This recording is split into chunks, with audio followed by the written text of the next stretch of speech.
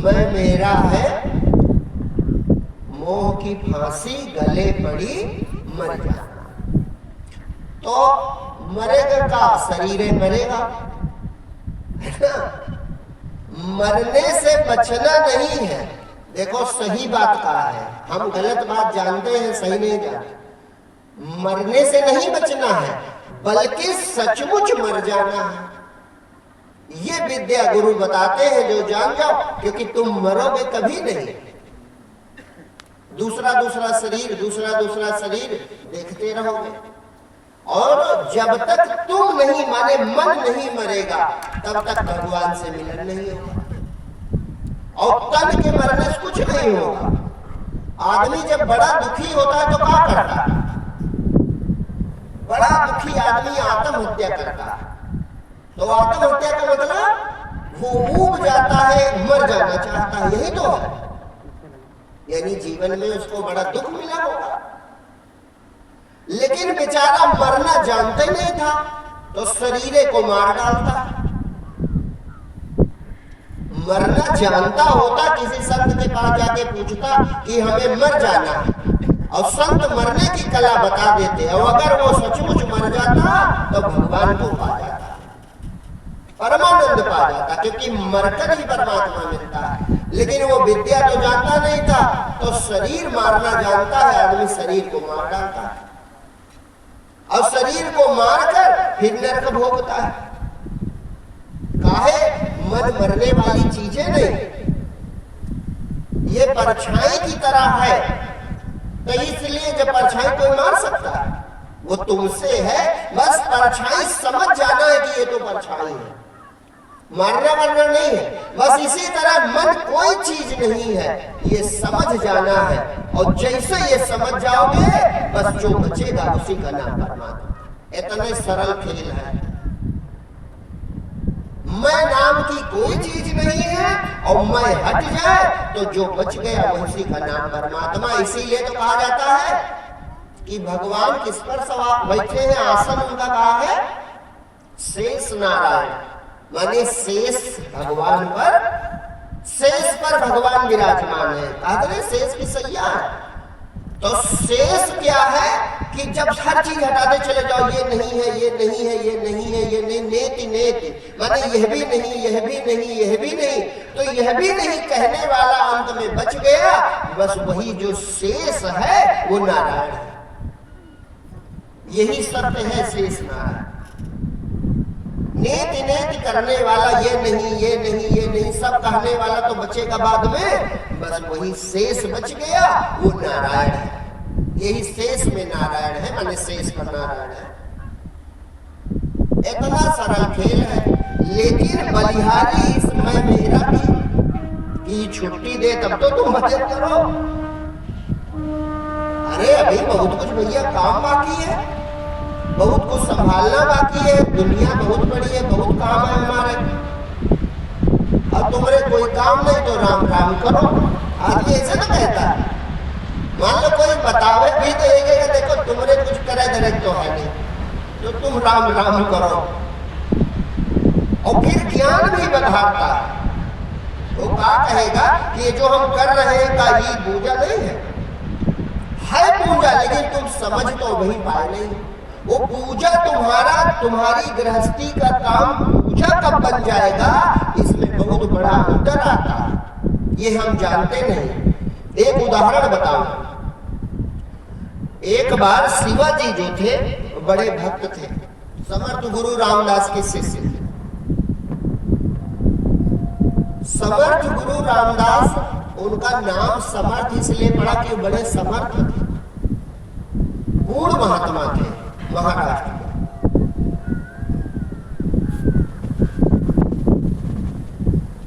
एक उदाहरण लिखा है कि एक बार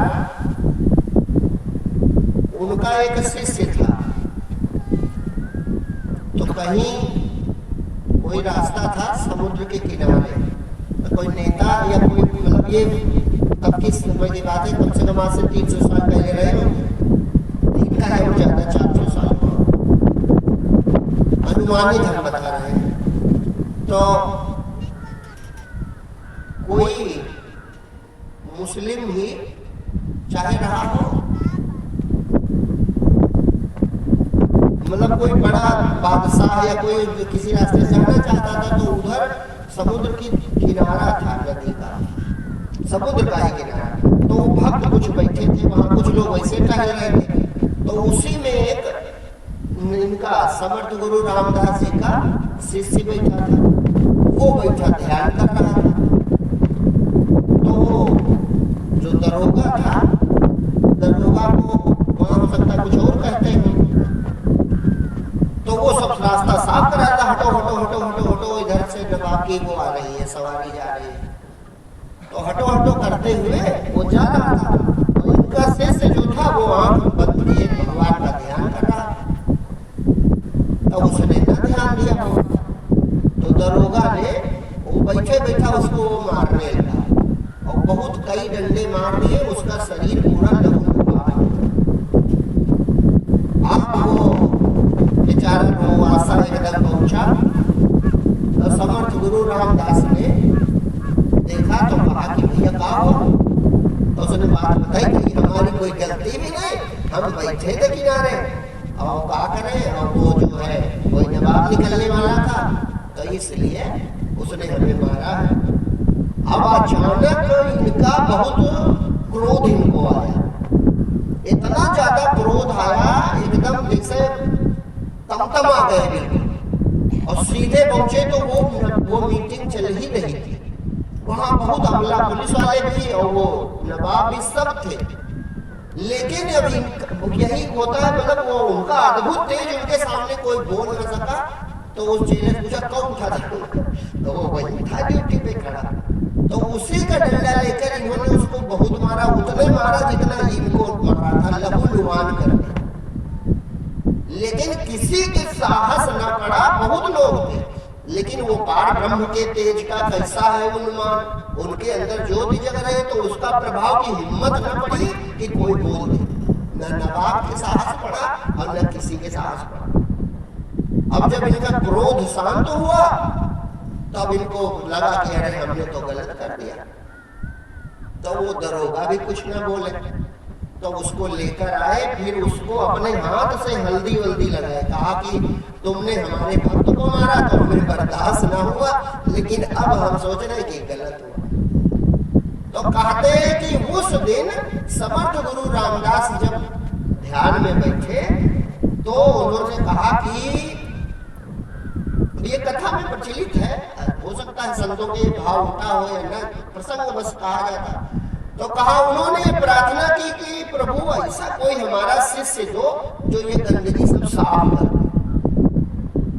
कहते तभी फिर बाद में शिवाजी उनके शिष्य बने, और शिवाजी ने जो कुछ किया सब इतिहास से आता, बड़े प्रतापी थे। तो शिवाजी की घटना लिखिए कि उनका मन भक्ति में इतना लगे कि एक दिन उन्होंने समर्थ गुरु के पास जाकर कहा कि गुरुजी, हमारा राजकाज से मन उब गया है, ये हम बताना चाहते कि घर के काम करो तो भगवान के कैसे हो जाए। कहा हमारा राजकाज से मन उब गया है, ये हम करना नहीं चाहते। तो समर्थ गुरु रामदास ने कहा अच्छा तो क्या करोगे? कहा बस अब केवल भजन करना चाहते, सिर्फ भगवान का ध्यान करना चाहते हो, हम इससे उब गए। तो कहा ठीक है, छोड़ दो सब, किसको दोगे? तो शिवाजी ने कहा अरे गुरुजी आप जिसको आदेश करें उसको दे देंगे, हमारा कोई मोह नहीं है। तो कहा ठीक है हमको ही दे देना, कल हम आएंगे। तो दूसरे दिन पहुंच गए, तो कहा शिवा तैयार हो, मन बदला तो नहीं है? अरे गुरुजी बड़ा सौभाग्य, कम से कम हम भजन करेंगे और आप राज्य संभाल लेना। तो कहा ठीक है हमको दे दो। तो बस तुरंत बड़ी खुशी खुशी सिंहासन पे बिठा दिया, बैठ गए। वैसे भी वो जब आते थे तो सिंहासन पर ही बिठाते। तो समर्थ गुरु रामदास जी बैठ गए। मंत्री से कहा कि महाराज, सामने आ गया था महाराज ये जो है मुख्य वाला हमारा मंत्री है और खजाने की चाबियां ये सब है, सब आपका है, अब आप देखना। कहा ठीक, अब तू क्या करेगा? तो कहा गुरुजी जो आप आदेश करो, अब हम आपका भजन करना चाहते। तो कहा ठीक है, भजन करोगे कि जो मैं कहूंगा वो करोगे? तो कहा नहीं गुरुजी, अब आपका आदेश, जो आप कहोगे वो मैं करूंगा। तो बस खड़े हुए, कहा फिर से इस सिंहासन पे बैठो। तो बैठ गए। कहा अब राज्य हमारा है, अब सब कुछ हमारा है, बस तुम हमारे मुंशी बन के इसे चलाओ, हमारे मुनीम बन करके इसे चलाओ। राज्य में का लाभ होगा, कहाँ हानि होगी, इससे तुम्हारा कोई लेना देना। नौकर बन करके राजा का काम करो। भार मुक्त हो गए। माने हैं हम घर में, लेकिन ये भाव हमारा आ जाए कि ये कुछ भी हमारा नहीं है, जो कुछ भी है सब भगवान का है, तो जो तुम करोगे वो भगवान की सेवा बन जाएगा। लेकिन तुम अपना मान के और फिर झूठ मूठ कहते हो भगवान का, तो तुम बंधन में। दोनों में अंतर है, देखने में एक जैसी दशा होगी, लेकिन दोनों में अंतर है। जिस भगवान का जिसने सौंप दिया वो फिर इच्छा नहीं करेगा। अरे जब जिसका है वो जाने कि इच्छा भी करेगा कि नहीं दो फैक्ट्री नहीं और लाग जाए, या एक मशीन और आ जाए, या एक कार और आ जाए, या एक घर और बन जाए, ये सोचेगा। कहने का मतलब जो भगवान का सब कुछ मान लेगा वो फिर निश्चिंत हो जाएगा, निश्चिंत हो जाएगा, इच्छा रहित हो जाएगा, तो उसके अंदर भगवत कृपा बड़ी सरलता से प्रकट हो जाएगा। ये भाव होना चाहिए, और भाव जो है ये सत्य है। कौन सा भाव? कि तन मन तुम ही हो जीवन, तुम प्राण हो हमारे। तन मन तुम ही हो जीवन, तुम प्राण हो हमारे। तन मन तुम ही हो जीवन, तुम प्राण हो हमारे।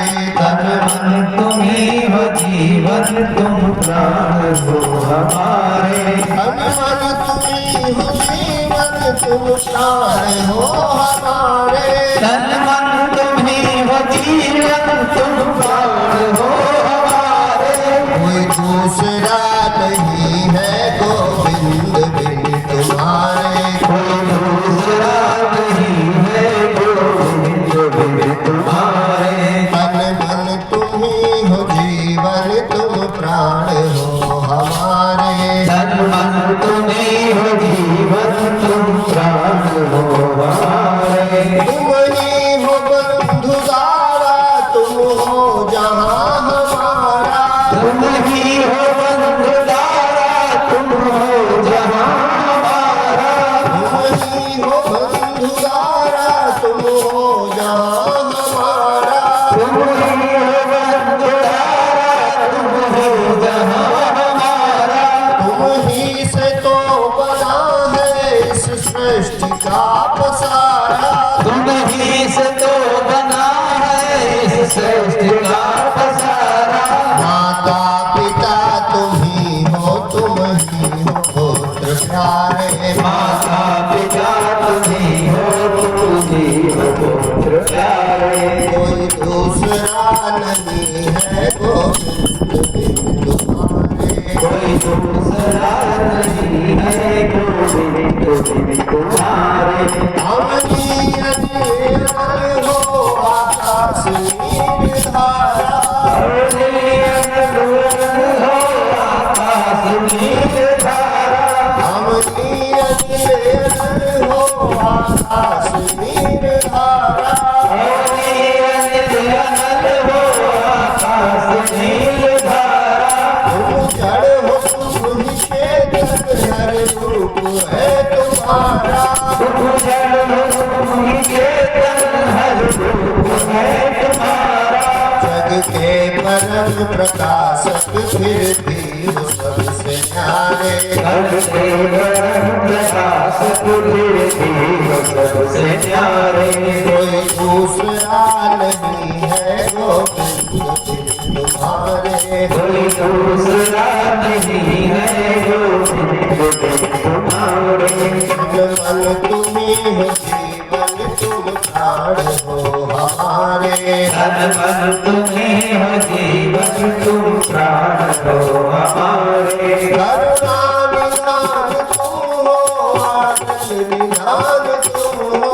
करुणा निधान निधान तुम हो, करुणा निधान तुम हो, आनंद निधान तुम हो, करुणा निधान तुम हो, आनंद निधान तुम हो, वेदों का ज्ञान तुम हो, संतों का ध्यान तुम हो, वेदों का ज्ञान तुम हो, संतों का ध्यान तुम हो, सर्वस्व हो दयानिधि योगी तेरे सहारे, सर्वस्व हो दयानिधि योगी तेरे सहारे,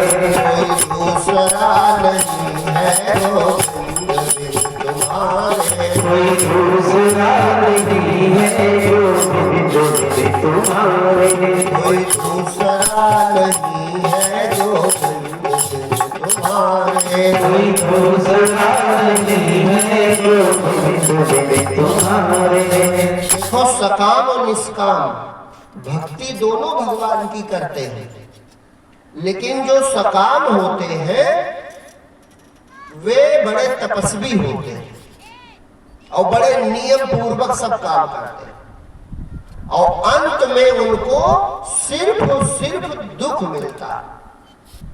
और जो निष्काम होते हैं वो नियम छोड़ देते हैं और बड़े प्रेम से भगवान के होके सब सौंप देते हैं और उनको सिर्फ और सिर्फ सुख मिलता है, आनंद मिलता है। परिणाम भक्त दोनों पर, लेकिन जो सकाम होते हैं वे तपस्वी हो जाते हैं और तपस्वी हो जाने के कारण वे संसार की चीजें ही प्राप्त करते हैं और अंत में दुख पाते हैं। जैसे उदाहरण के लिए भगवान की ज्यादा तपस्या, देखो वेद पुराण शास्त्रों में क्या लिखा है, ज्यादा भगवान की तपस्या पूजा किन्होंने की? हाँ, असुरों ने की है। जितने असुर हुए हैं उनकी पढ़ के देखो कथा, कितनी तपस्वी थी। कोई एक पैर पे 10,000 साल खड़ा रहा, है ना। किसी ने सर काट काट के भगवान के सामने अपना चढ़ा दिया। माने वो कितना कठोर तपस्वी होते हैं कि किसी तरह हमारी कामना पूरी हो जाए। और जब भगवान प्रकट हुए तो सामने उन्होंने अपनी कामना रखी कि ये काम हमारा है, ये इच्छा पूरी करो। पूरी भी हुई, लेकिन अंत जो उनका पढ़ो अंतिम घटना वो दुख और विनाश ही मिलता है। और भक्तों को कोई घटना पढ़ के देखो बड़ी तपस्या की हो तो नहीं मिलेगा। तपस्वी नहीं होते, वे शरणागत हो गए तो उनको बड़ा आराम मिल जाता है। सब भगवान को सौंप दिया, जैसे भजन में तन मन तुम्ही हो जीवन, तुम प्राण हो हमारे। अच्छा, इसमें अगर झूठी बात हो तो कुछ मिलान कर लो कि कौन चीज तुम्हारी है, तन तुमने बनाया कि मन तुम लेके आए कि प्राण तुम चला सकते हो, कि ये जो जीवन है तुम्हारे अंदर जीवन की शक्ति ये तुम्हारी है। फिर आगे 5 तत्व लिखे, अवनी अनिल अनल हो आकाश नील धारा, ये 5 तत्व भी भगवान के हैं। तो जब तुम्हारा कुछ नहीं है तो जिसका सब कुछ है उसे ही सौंप दो और अपना मैं भाव भी सौंप दो, बड़े आनंद से रहो। लेकिन ये हो नहीं पाता और ज्यादातर हमारे दिमाग में चलता रहता है कि भगवान की भक्ति आसान थोड़े है, इसमें बहुत कठिन है, बहुत समय लगता है, युगों युगों तक तपस्या लगती है। और देखो घर छोड़ना पड़ता है, बैराग लेना पड़ता है, ये करना पड़ता है, दुनिया भर का दिमाग में है। और जो छोड़ना पड़ता है वो नहीं पूछेंगे क्या छोड़ना पड़ता है, क्या करना है। ये संतों के पास जाओ तो पूछो तो पता चले कि क्या छोड़ना है और क्या पकड़ना है। त्यागना था इच्छाएं, वो न त्यागी। त्यागना था अहंकार, वो न त्यागा। तो भोजन त्यागने से भगवान मिल जाएगा और नाराज होगा कि हमने सब व्यवस्था की है, ये देखो खाते नहीं। जैसे कोई आप लड़के के लिए सब रखो और लड़का कुछ ना खाए तो गुस्सा लगती है कि इतना इंतजाम हम किए और ये कभी कुछ खाते नहीं। लड़के के ऊपर गुस्सा आएगी कि नहीं आएगी? और खूब खाए पिए खुश रहे तो खूब प्रफुल्लित चेहरा खिला हो तो तुम्हें अच्छा लगेगा। बस इसी तरह परमात्मा को जानो, वो चाहता है, इसीलिए उसने सुंदर प्रकृति बनाई कि खूब खुश प्रसन्न चित्त रहो। और सब जीव प्रसन्न चित्त, आदमी दुखी है। काहे? इसकी इच्छाएं इतनी है अलग कि वो पूरी नहीं होती, तो ये बेचारा दुखी बना रहा था। त्यागना है तो क्या त्यागना है? इच्छाएं त्यागनी है। अपनी इच्छाएं त्याग लो और जो भगवान दे रहे हैं उसमें राजी हो जाओ, इसका नाम भक्ति है। और तुम इच्छा पूरी करने के लिए खाना त्याग देते हो। आज हम बढ़ते हैं, इच्छा पूरी करने के लिए अपने शरीर को कष्ट देते हैं कि हम बोलेंगे नहीं, हम एक पैर पे खड़े रहेंगे, हम ये तपस्या करेंगे। घर त्याग दिया, घर त्याग दिया तो दूसरा घर बनाते हैं लोग। बनाना पड़ेगा, जीवन तो जीना। एक चीज चुनोगे दूसरी पकड़ लोगे, तो क्या इस त्याग से काम चलेगा? नहीं चलेगा। त्यागना है अगर, तो सिर्फ अपनी इच्छाएं, अपनी वासनाएं, अपना अहंकार त्याग के भगवान की शरण हो जाओ तो काम बन जाए। और तपस्या से काम नहीं बनेगा। और जिसको देखो सब तपस्वी बने हैं। और एक बात होती है, तपस्या करने वाला अहंकारी भी बहुत हो जाता धीरे धीरे। काहे? वो भक्तों की बातें सुनता तो सोचता देखो इन्हें कुछ करे न धरे, और दूसरों को बिगाड़े देते। उसके मन में आएगा, जैसे संतों का सत्संग सुने तब वो तपस्वी दूरे बैठे जब बाबा से और कहेगा देखो ये अपनों कुछ न करे और दूसरों का पगलाए।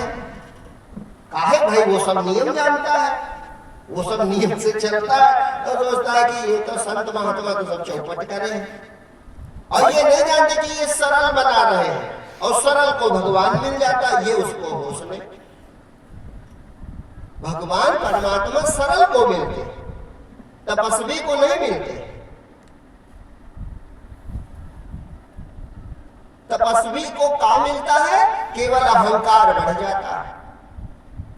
जैसे विश्वामित्र जी तपस्वी थे, तो उनकी हमेशा वशिष्ठ जी से ठनी रहती थी, हमेशा। एक बार कहता है कि शेष भगवान के पास पहुंचे तो कहा महाराज आप तय करते हो कि ये बढ़े कि हम बढ़े। वो यही तय किया करते थे। और वशिष्ठ जी पूर्ण संत थे, वो पूर्ण संत थे। उनके ठनने का कारण क्या था? कथा याद आ गई तो वो कहते हैं,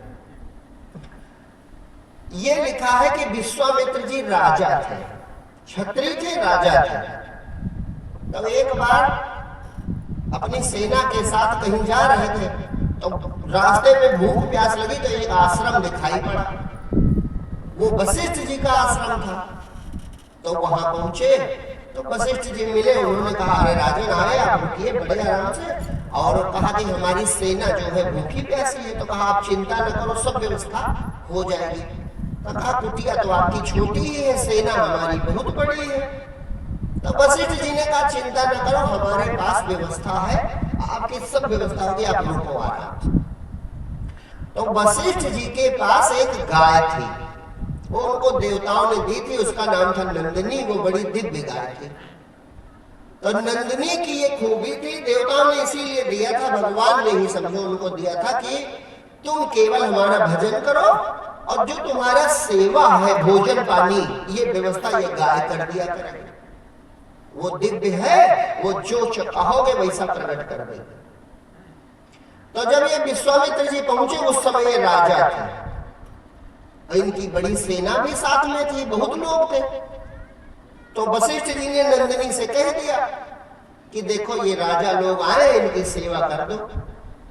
तो उसने पल मात्र में अद्भुत भवन बना दी और तमाम सेवक और सेविकाएं बना दी, अनेक प्रकार के व्यंजन बना दिए और घोड़े हाथी के रहने का स्थान, उनका भोजन, उनके लिए घास भूसा, सारी व्यवस्था हो गई।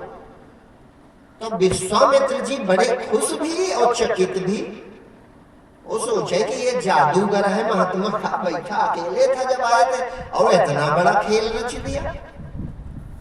तो जब सुबह हुई जाने लगे तो वशिष्ठ जी को गए धन्यवाद देने, कहा महाराज आप अद्भुत हो, आपकी सेवा तो बड़ी अद्भुत हुई और सब खुश हैं, हम बहुत खुश हैं, लेकिन ये बताओ आप ये कैसे जादू कैसे कर दिया? तब वशिष्ठ जी ने कहा महाराज हमने कोई जादू नहीं किया, हमारे पास ये गाय है नंदिनी, तो इसमें दिव्य शक्तियां हैं, तो ये जो कह दो वो कर देती है। तो विश्वामित्र जी को लोभ आ गया, उन्होंने कहा कि ऐसा करो फिर ये गाय हमको दे दो, तुम हो महात्मा, तुम्हारे कोई खर्चा नहीं, और हम है राजा, हमारे यहाँ रोजे जरूरत लगा करती है, तो ये सब काम करेगी हमारे, और आप चाहो तो इसके बदले में हम आपको 10,000 गाय देंगे, 10,000 गाय देंगे, और गायों के रख रखाव के लिए नौकर चाकर भी दे देंगे, लेकिन एक काम करो, ये गाय हमको दे दो। तो वशिष्ठ जी ने कहा कि ये गाय भैया हम नहीं देंगे, ये गाय हम आपको नहीं देंगे, इससे हमें बड़ा आराम है, हमें कुछ करना नहीं, बस भगवान का ध्यान भजन किया करते, और ये समय से हमें भोजन करा देती है, सेवा करती है, इसका प्रेम भी हमसे बहुत हो गया है, तो हमारा इनका प्रेम भी बहुत है, तो हम इसे छोड़ना नहीं चाहते, और आप राजा समर्थ हो, आप अपना काम चला लो। तो विश्वामित्र जी को क्रोध आ गया, उन्होंने कहा कि ऐसा है कि मैं राजा हूं, और अगर आप नहीं दोगे तो मैं छीन भी सकता हूं। तो वशिष्ठ जी ने कहा दूंगा तो मैं नहीं, बाकी आप समर्थ हो भाई, अगर छीनना चाहो तो छीन लो। तो कहते हैं इन्होंने सैनिकों को आदेश दिया कि गाय खोल लो, ले चलो। तो नंदिनी को खोल लिया, और नंदिनी बेचारी रोवे, उसके आंसू बहे, और खूब पीटे, सिपाही पीछे से डंडा मारे, और उसकी पीठ में डंडा मारे, और वो रोआसी एकदम आंसू चुहावे। वशिष्ठ जी की तरफ देखे, कहे स्वामी क्या हमें जाने का आदेश दे रहे? तो वशिष्ठ जी कहे नहीं, हम माता जी आपको जाने का आदेश नहीं दे रहे, आप हमारी ही सेवा में रहो, लेकिन अब ये राजा है तो इनसे हम लड़ तो सकते नहीं है, तो हम मजबूर है क्या करें। तो नंदिनी ने कहा कि आप आदेश करो, सिर्फ ये कहो तुम्हें जाना नहीं है बस। तो वो जानते थे कि ये दिव्य है। तो वशिष्ठ जी ने कहा कि देखो हम लड़ने की बात नहीं करेंगे क्योंकि हम महात्मा हैं, लेकिन एक उपदेश हमारा है कि अगर हमारे शरीर में ताकत हो तो हमको अपनी रक्षा जरूर करनी चाहिए। देखो हम जो है लड़ने की बात नहीं करेंगे, मारपीट में हमारा कोई विश्वास नहीं है, लेकिन अगर शरीर में हमारे ताकत है और कोई दुष्ट हमें मार रहा है तो उससे हमें अपनी रक्षा करनी चाहिए। बस नंदिनी ने कहा ठीक है तो मैं रक्षा कर लूंगी।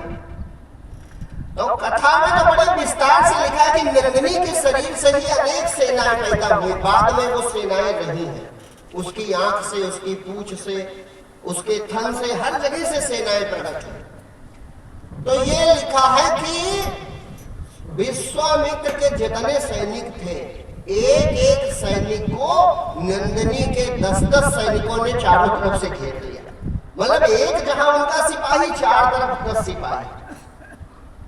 अब उनके बोलती बंद हो गई, विश्वामित्र को भी घेर लिया नंदिनी के सैनिकों ने, सब एक तरफ से, मतलब जहां तहां कैद हो गए, मारा किसी को नहीं। तो जान गए पराजित है, अब जीत पाएंगे नहीं। तो विश्वामित्र बेचारे पराजित होकर के वहां से जाने लगे, लेकिन उसी दिन उन्होंने कहा कि ये जो इनके, उन्होंने जाना तपस्या का फल है, तो उन्होंने ये कहा कि ये जो इनका बल है, ब्रह्म बल, इनका तेज, इसके सामने क्षत्रिय बल को धिक्कार है। तो बस उन्होंने फिर, अब कितने प्रतिस्पर्धी थे, उन्होंने उसी दिन राजपाट छोड़ दिया, कहा अब मैं ऐसी तपस्या करूंगा कि इनको हरा के मानूंगा।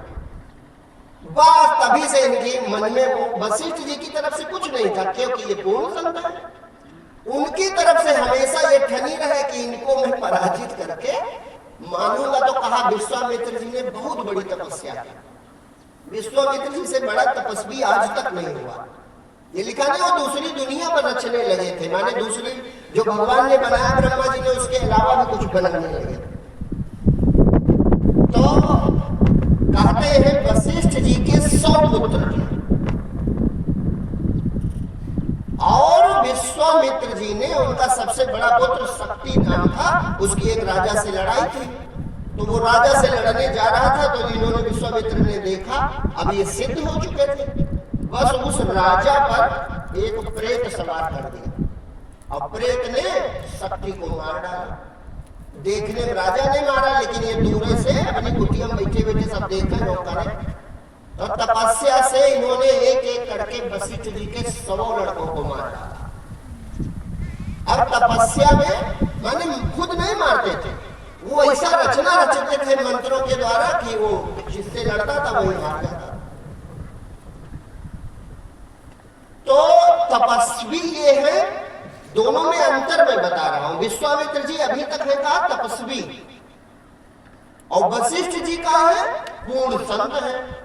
तो संत और तपस्वी में अंतर ये होता है। अब ये इतना करने में इनको चैन नहीं मिला, ये अंदर से यही सोचे किसी तरह इनको हम हरा दे, दुनिया कह दे एक बार दुनिया कह दे। इन्हीं के चक्कर में एक वो सुना होगा कथा, त्रिशंकु नाम सुना?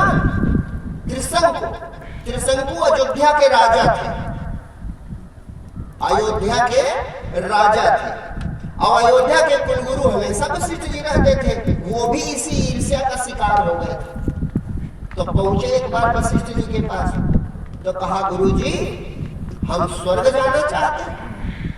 तब वशिष्ठ जी ने कहा अरे भैया त्रिशंकु, अयोध्या का कोई ऐसा राजा नहीं हुआ जो स्वर्ग न गया हो, तुम भी जाओगे, इतने प्रतापी हो, तुम्हारे सब कार्य अच्छे, क्यों नहीं जाओगे?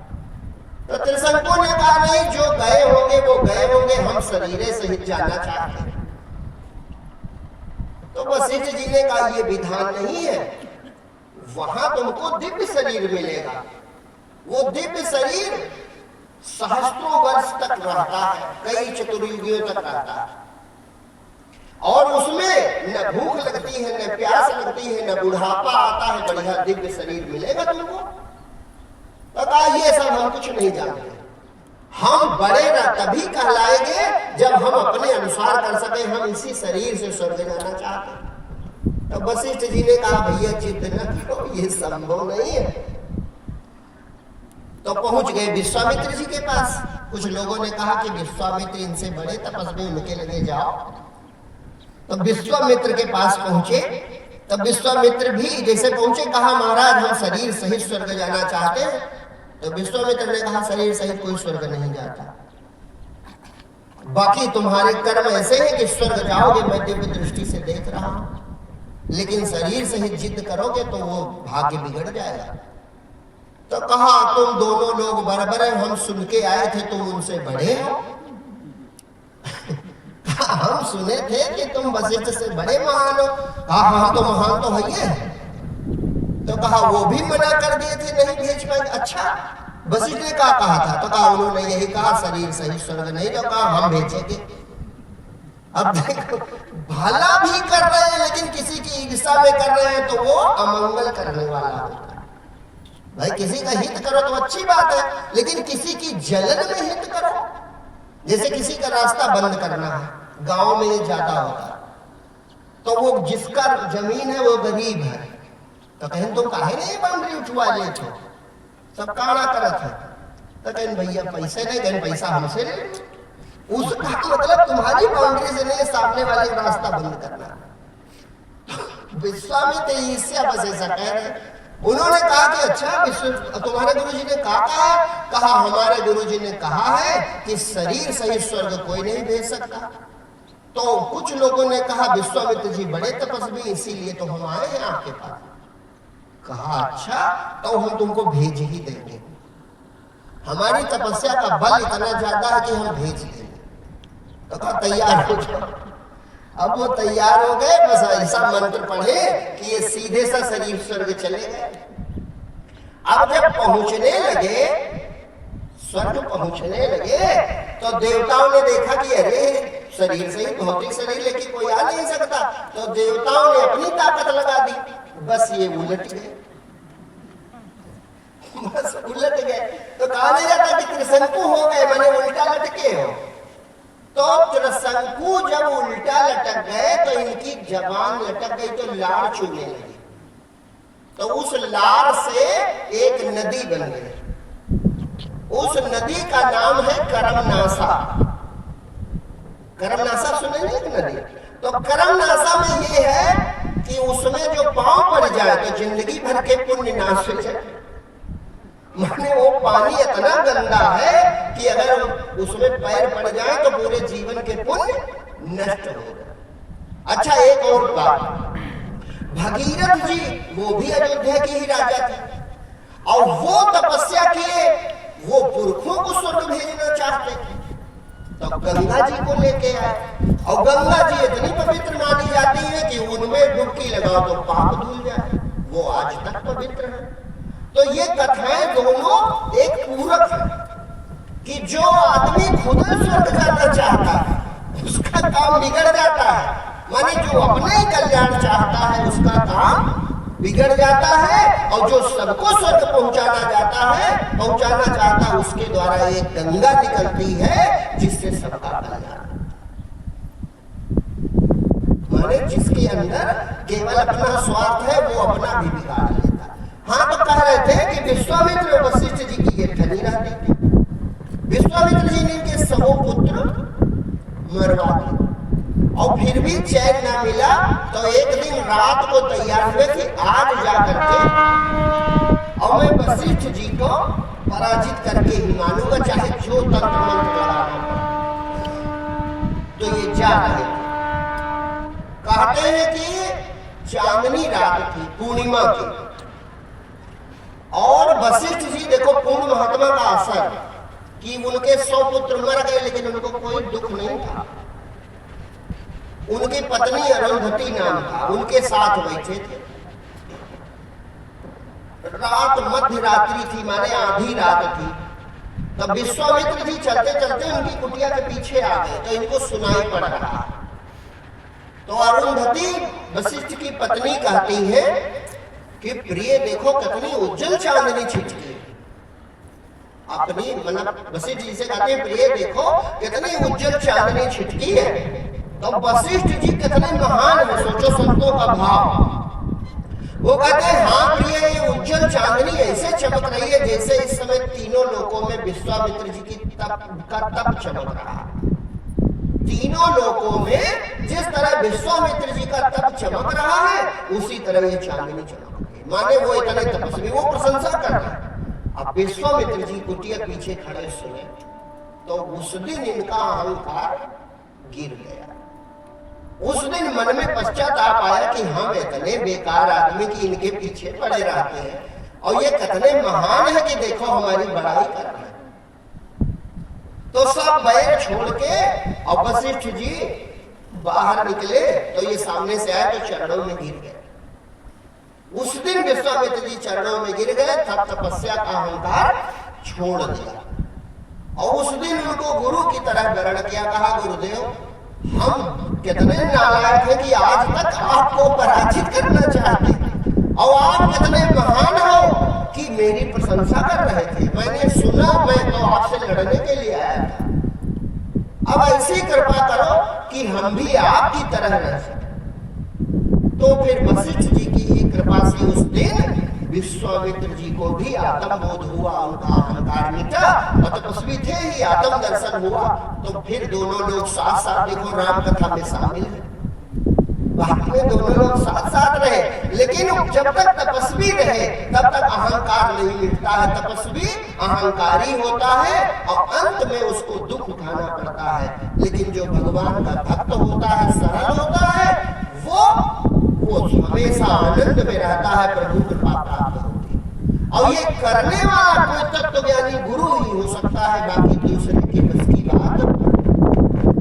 कि सदगुरु ने पल में मिटाए दियो दुख जन्मों का भारी। सदगुरु ने पल में मिटाए दियो दुख जन्मों का भारी। सदगुरु ने पल में मिटाए दियो दुख जन्मों का भारी। सदगुरु ने पल में मिटाए दियो दुख जन्मों का भारी।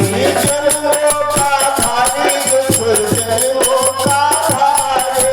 जन्मों का भारी दुख जन्मों का भारी। जन्मों का भारी दुख जन्मों का भारी।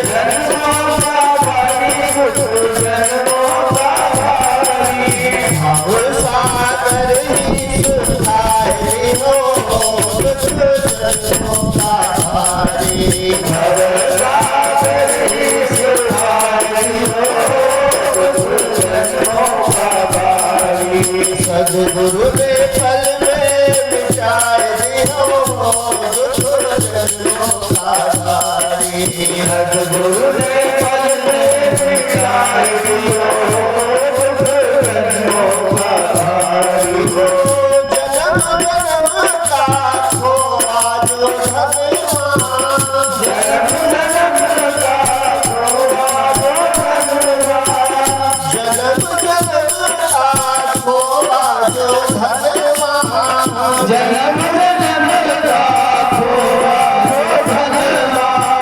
खोजत फिरो बिना जाने ठिकनवान, खोजत फिरो बिना जाने ठिकनवान। अपने ही घट में दिखाई दियो दुख जन्मों का भारी। अपने ही घट में दिखाई दियो दुख जन्मों का भारी। सदगुरु ने पल में मिटाए दियो दुख जन्मों का भारी। सदगुरु ने पल में मिटाए दियो दुख जन्मों का भारी। जन्म जन्म का खोवा जो धनवा, खोजत फिरो बिना जाने ठिकानवा। जान जाओ तुम कि धन है हमारे पास, लेकिन मिले ना तो कल्याण होगा। जैसे एक उदाहरण है एक संत का ही कि एक सेठ मर रहा था, तो जब वो बिल्कुल मरने वाला था, आखिरी सांसें थी, पहले बड़ा आदमी था फिर गरीब हो गया था, उसके 4 लड़के थे, तो बिल्कुल जब मरने वाला था बस उसने अपने लड़कों को बुलाया, कहा चिंता न करना, इसी घर में हम 1 कुंटल सोना गाड़े। और इतना कह के मर गया। जैसे इतना बताया वह मर गया। तो सोना गाड़े है तो उनको शांति तो मिली, लेकिन क्या गरीबी मिटी? गरीबी तब मिटेगी जब खुदाई करके प्राप्त कर ले। अगर जगह नहीं मालूम कहाँ गड़ा है तो कैसे खोल लेंगे? तो इसी तरह हम तुम जानते तो हैं कि हम ब्रह्म हैं या हमारे हृदय में ब्रह्म है, वो परम धन हमारे हृदय में जानते हैं, लेकिन वो प्राप्त होने की विद्या हमको गुरु बताता है। हमने किताबों में पढ़ लिया, सूचना मिल गई कि हमारे हृदय में वो परम धन जिससे सचमुच धनवान बन जाए वो है, लेकिन बिना गुरु के उसका ठिकाना हमको नहीं मिलता। जैसे एक उदाहरण बताओ, एक बड़ा आदमी उसने बहुत बड़ा मंदिर बनाया था। अब मंदिर की गुम्बद थी, तो उसके पिताजी की जब मृत्यु हुई तो उनके बेटों ने उनकी वसीयत पढ़ी। तो वसीयत में बहुत बातें लिखी थी, उसी में एक बात लिखी थी कि मंदिर की गुम्बद में शाम 4 बजे 1 कुंटल सोना रखा गया। मंदिर की गुम्बद में शाम 4 बजे 1 कुंटल सोना रखा गया। तो लड़के ने जो है कहा, अरे हम लोगों को गरीबी दूर हो जाएगी, मंदिर तोड़ो, गुम्बद में सोना है। तो गुम्बद में दिखता तो था नहीं, तो सोचा दीवालों होगा, तो तोड़वा दिया मंदिर। अब तोड़वा दिया तो कुछ नहीं निकला। तो कहा पिताजी झूठ तो लिखेंगे नहीं, तो बड़ा गड़बड़ हो गया। तो उनके यहाँ एक संत आया करते थे, वो आए तो उनसे ये घटना बताई कि महाराज वसीयत पढ़ी पिताजी की, उसमें लिखा था गुम्बद में 4 बजे सोना रखा गया। तो कहा ये काहे लिखते 4 बजे रखा गया? ये लिखना चाहिए था कि गुम्बद में सोना रखा गया, ये क्यों लिखा है कि दिन में 4 बजे रखा गया? वो तिथि भी लिखी थी कि इस तिथि को शाम को 4 बजे रखा। तो कहा मंदिर के आकार प्रकार याद है? तो कहा हाँ। तो कहा फिर से बनवाओ तो सोना मिल सकता है। तो फिर से बनवाया मंदिर, कहा बिल्कुल वैसे बनवाना, अगर याद हो कमी करोगे तो नहीं मिलेगा। तो नींव थी, पता था, वैसा ही मंदिर बनवाया। तो कहा वही तिथि जब आवे तो बताना। तो जब जो वसीयत में लिखी थी वही तिथि आई तो महात्मा फिर आए। तो आए, अपना खाते पीते रहे, बैठे रहे। तो कहा बताओ महाराज। तो कहा बताएंगे, समय आने दो। तो जब 4 बजा तो मंदिर के गुम्बद की जगह छाया पड़ती थी, कहा यहाँ खोदो, यही निकल आए। तो वहां खुदाई की तो सोना सचमुच निकला। तो कहने का मतलब हम खोज कहीं और रहे, धन कहीं और रखा, और वो तरीका संत सदगुरु जानते हैं, वो तुमको पल में लिखा देंगे, नहीं तो तुमको मंदिर तोड़ते बनाते मिलने वाला नहीं।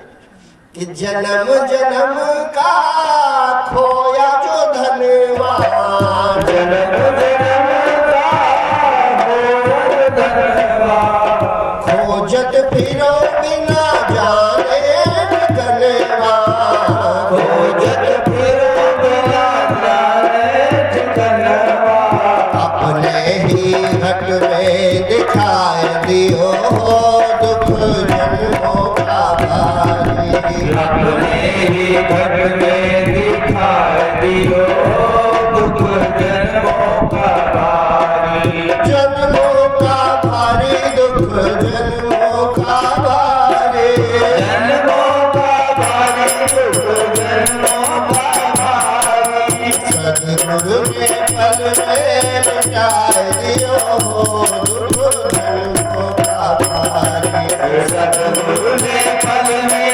मिटाए दियो दुख जन्मों का भारी, भरम भरम जग जनम सातो, भरम भरम जग जनम सातो, भरम भरम जग जनम सातो, भरम भरम जग जनम सातो, बन गुरु जुगुती न भवतरि जातो, गुरु जुगुती न भवतरि जातो, पल में ही पार लगाए दियो दुख जन्मों का भारी, पल में ही पार लगाए दियो दुख जन्मों का भारी, सदगुरु ने पल में मिटाए दियो दुख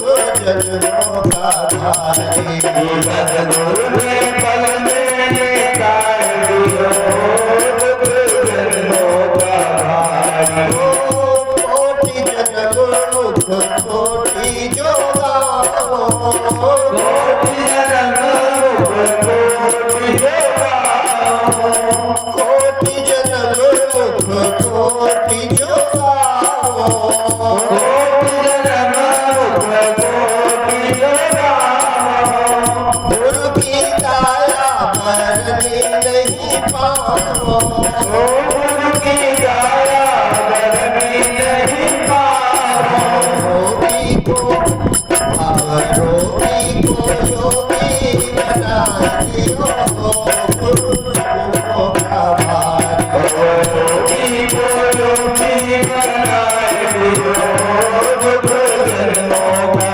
भारी, सदगुरु ने पल में मिटाए दियो दुख जन्मों का भारी, सद्गुरु ने पल में मिटाए दियो दुख जन्मों का भारी, सदगुरु ने पल में मिटाए दियो दुख जन्मों का भारी, सद्गुरु ने पल में मिटाए दियो दुख जन्मों का भारी, सदगुरु ने पल में मिटा दियो हो दुख जन्मों का। देखो भागवत जी पढ़ो तो उसमें आरंभ में लिखा है कि उपजे ग्रंथ अनेक प्रकार, और वो इतने विशद है कि उनको पढ़ना कठिन है। अनेक प्रकार के पंथ बन गए हैं, अनेक प्रकार के साधन बन गए हैं, अनेक मार्ग बन गए हैं, तो उसमें निर्णय कर पाना बड़ा कठिन है कि भगवान कैसे मिल जाए। लेकिन अगर तुम केवल गुरु शरण अपना लो तो सब काम बन गया, जिम्मेदारी उनकी हो गई, कैसे मिलेगा। लेकिन एक शर्त है कि गुरु शरण आसान नहीं है। गुरु शरण का मतलब फिर अहंकार की शरण में नहीं रहना है, इच्छाओं की शरण में नहीं रहना। ये आसान खेल नहीं है। गुरु जी के तो पांव छुओ और बात यक्को न मानो तो शरण में हो। गुरु जी की जैसे उदाहरण के लिए एक बेटा है, माता पिता का बड़ा सेवक, दो बेटे हैं तो दोनों का स्वभाव एक का करता है। सुबह जैसे होती है नपना नहाया और माता पिता से कहा जैसे नहा हुए का बैठ जाओ, और दोनों जने बैठे, माला पहनाई, आरती उतारी, और आरती उतार के बस अपने काम से जो मनमाना करेगा। कहा भैया जो आटा पिसा लो, कहा नहीं फिर दोपहर तुम्हारा आरती करनी है, हमका करनी है तैयारी, काम का नहीं। तो दूसरा भाई है, दूसरा बेटा, वो जो माता पिता कहते हैं वो करता है, और ये क्या करता है, ये त्रिकाल संध्या करता है, ये तीनों टाइम माता पिता का आरती उठाता है और करता, एको बात नहीं मानता, जो कहीं सब उल्टे करेगा, कुछ नहीं करता। तो आप बताओ माता पिता किससे खुश हो? जो बात मानता, माता पिता उससे खुश होंगे जो उनकी बात मानता। भैया खेत चले जाओ, भैया जानवर को चारा दे दो, भैया स्कूल पढ़ने चले जाओ, वो अच्छा है। और आरती उतारो, तीनों टाइम बात न मानो यको तो तुम सेवक हो। बस इसी तरह कुछ गुरु भक्त या भगवान के भक्त ऐसे हैं कि पूजा बहुत पक्की और बात यको नहीं मानेंगे। राम के पुजारी राम की बात नहीं मानेंगे, शंकर भगवान के पुजारी शंकर जी की बात नहीं मानेंगे, गुरु के पुजारी गुरु की बात नहीं मानेंगे। तो बात नहीं मानते हो तो उनको और बदनाम कर रहे हैं। कहे दवा तो तब काम करें जब दवा खाओ, दवा खाइबे ना करो और दिखावे रोज जाओ तो कोई फायदा है? शिष्य शिष्य सब जग करे और सीख न माने कोई, और जो सदगुरु की सीख ले शिष्य कहावे सोए। मतलब गुरु या माता पिता कोई भी हो, जब आप उनकी बात मानोगे तभी तो तुम उनके हुए। अब वो हमारे हितैषी है, उनको पता है कि कल्याण का क्या मार्ग है, उस कल्याण के रास्ते पे हमको वो ले चलेंगे। अब तो हम बात न माने और बाकी ऐसे नाम लिखाया रहे कि हम बहुत पक्के चेला हैं, तो कोई फायदा नहीं। तुम्हारा कल्याण गुरु की गलती थोड़े, तुम मानोगे नहीं तो कैसे कल्याण? और तुम कुछ न जानो, केवल एक चीज जान जाओ कि गुरु से ही हमारा कल्याण हो जाएगा, तो हो जाएगा। गुरु को भी न जान पाओ, हम और सरल बताओ, तुम केवल अपने हृदय में बैठे परमात्मा का पूर्ण भरोसा करके प्रेम करने लगो तो ये शक्ति ही गुरु से मिला देगी। ये और सरल है। केवल जैसे मान लो, चलो हम कहते हैं कि बाबा गुरु जी है, लेकिन कोई यहां से बहुत दूर है, वो जानते नहीं, वो केवल अपने हृदय में बैठे भगवान का पूर्ण भरोसा करके प्रेम करे तो वो प्रेम ही बाबा तक ले आएगा उसको। किसी न किसी बहाने वो सदगुरु के पास पहुंच जाएगा। काहे? वो अंतर्यामी परमात्मा जब कृपा करता है तो किसी अपने प्रेमी से मिलवा देता है। ये उद्घोष है भागवत में भगवान का कि जब मैं अपने भक्त प्यारे पे कृपा करता हूँ तो उसे मैं अपने प्रेमी भक्तों से मिलाता हूँ। प्रेमी भक्त कौन होता है? यही संत सदगुरु। मिल जाए कोई प्रभु का प्यारा, मिल जाए प्रेम में मतवारा, मिल जाए जगत से जो न्यारा, मिल जाए सिद्ध खोजनहारा, योगी तब मिले ठिकाना, तू भूला बाहर खोज रहा, तेरे घट में छुपा खजाना, तू भूला बाहर खोज रहा। देखो राम कथा में आता है सबरी जी का कितना बड़ा प्रसंग। सबरी जी केवल गुरु के भरोसे भगवान को पा गई, इसके अतिरिक्त और गुरु के भरोसे भी नहीं, केवल गुरु सेवा के भरोसे। गुरु सेवा भी बाद में मिली, केवल संत सेवा के भरोसे। पहले संत मिलता है, फिर वही संत सदगुरु बन जाता है। पहले संत मिलता है और जब संत में हमारा प्रेम हो जाए बस सदगुरु बन गया। पहले तो हम संत के पास जाते हैं ना, उसकी बातें सुनते हैं और वो बातें हमें ऐसी लगी कि इनसे हमारा कल्याण हो जाएगा। बस जब ऐसे ये डोर बंधी, डॉक्टर साहब यही धागा है, धागा से खुदा बांधता है गुरु के साथ। जैसे डोर बंधी बस सदगुरु मिल गया, वही संत जो था वो तुम्हारे लिए सदगुरु हो गया, बस तुम्हारा कल्याण हो गया। सबरी जी की कथा ये लिखी है, कुछ आप लोग जानते हैं, बाकी ज्यादातर लोग नए हैं तो हम सोचे ये कथा का दो। सबरी जी की कथा ये लिखी है कि ये भीलनी जाति कही जाती है, तो मध्य प्रदेश के आसपास अभी भी है जनजाति में आती है। तो इनकी शादी जब तय हुई तो सबरी की उम्र थी 12-13 साल। 13 साल की उम्र थी तो शादी तय हो गई। तो शादी वाले दिन सबरी के दरवाजे पे 1000 भेड़ बकरी बंधी। तो सबरी उठी तो उसने कहा पिताजी ये क्या है? तो कहा कि जो बाराती है वो यही खाएंगे, माने भेड़े बकरी सब खाएंगे, तो इसीलिए ये सब बंदी, इनको काट के खिलाया जाएगा। तो उसने कहा पिताजी ये ब्याह हम नहीं करेंगे। अरे ब्याह करके क्या करेंगे कि 1000 निरीह पशु मार डाले जाए, तो ये ब्याह हम नहीं करेंगे। उनको कह दो, भेज दो संदेशा कि विवाह हम नहीं करेंगे। तो पिताजी ने कहा अरे बिटिया लड़ाई हो जाएगी, और विवाह पहले से तय है, तारीख तय है, आज बारात आने वाली है, ये सब कैसे होगा? और देखो तुम कुछ अनर्थ न करना। अब सबरी मन में सोचे कि ये तो जीवन बेकार के, बेचारे 1000 जानवर केवल हमारे लिए मार डाले जाएंगे तो बड़ा पाप लगेगा, ये ठीक बात नहीं। तो सोचती रही उधार मन में कि का करें का करें का करें, बस वो बहाने से घर से निकल गई। और निकल गई, फिर डर के मारे ऐसा भागी कि कोई पकड़ न ले। तो भागते भागते भागते भागते बहुत घने जंगल में चली गई। रात हो गई। अब चूंकि वो स्वयं वनवासिनी थे तो उसके लिए वन में रहना कोई कठिन काम नहीं था, लेकिन अब वहां कोई नहीं बचा, बिल्कुल अकेली 13 साल की लड़की। तो वो सोचे अब क्या करें। तो एक नियम हमारा है कि जब हमारा कुछ नहीं सूझता तो भगवान सूझता, ये हम सब का स्वभाव है। जहां दिमाग ना काम करे और अपनी ताकत न चले तो वहां भगवान सूझता। तब सबरी के मन में पूर्णतया आ गया, अच्छा दयालु न होती तो ये भावे न उठता। दया धर्म का मूल है, ये लिखा है, माने दया से ही धर्म पैदा होता। तो वो जो है उसके मन में एक बात आया कि परमात्मा प्रभु ही हमारी रक्षा करेंगे, और जीवन जब तक है वही जैसे काटेंगे काटेंगे। तो ये सोचती सोचती ये पहुंची, बस वहां ऋषियों की कुटिया दिखाई पड़ी उसको। 10-15 कुटिया, छोटी छोटी मड़ैया बनी थी। वो मतंग ऋषि का ही आश्रम था जो इनके बाद में गुरु हो जाए। तो इसने देखा कि वहां महात्मा रहते हैं, तो सोचे अगर हम बताएंगे, जैसे तुलसी की ही चौपाई है उसमें लिखा अधम ते अधम अधम अति नारी, ये सबरी ने ही कहा था।